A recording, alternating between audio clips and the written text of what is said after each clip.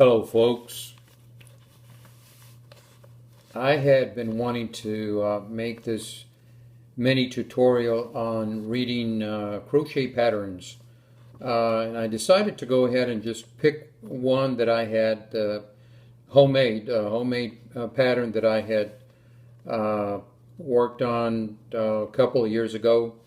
Actually, this is not as difficult as a lot of times one thinks.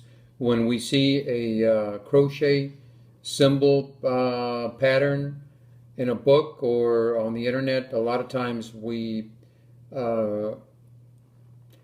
get the feeling that we're not going to be able to follow the symbols because you're going to lose your place or whatever the fear is. But it's actually not that difficult. Basically, what you have to work with is knowing what the crochet symbols stand for. I don't have all of the symbols here. This is just a very quick demonstration of just your basic double crochet, which is this is your symbol right here. This is a double crochet symbol, and then of course this is the symbol, the little oval for the chain. And for this particular pattern, which is very, very simple, I just went ahead and made this for a scarf that I made about 2-3 years ago.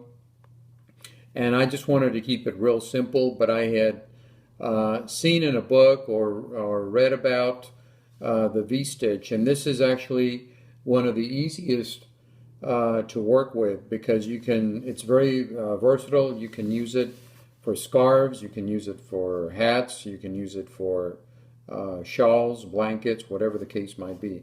In this particular case, I just went ahead and made a scarf, and it's very, very easy. Let me just explain what I did.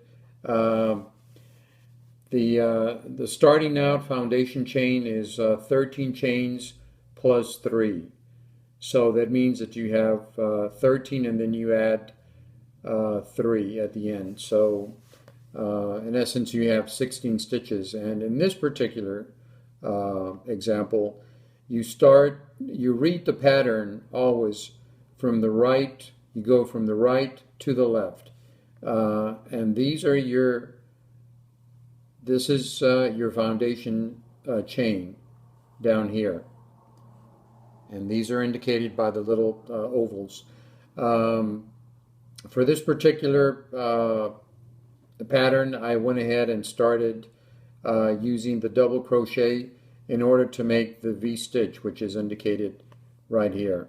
And you start by crocheting, doing a double crochet on the fifth chain, from the hook. So you start with your double crochet and then you chain. This symbol here is a chain, so you chain after this, you chain and then you make another double crochet into the same chain.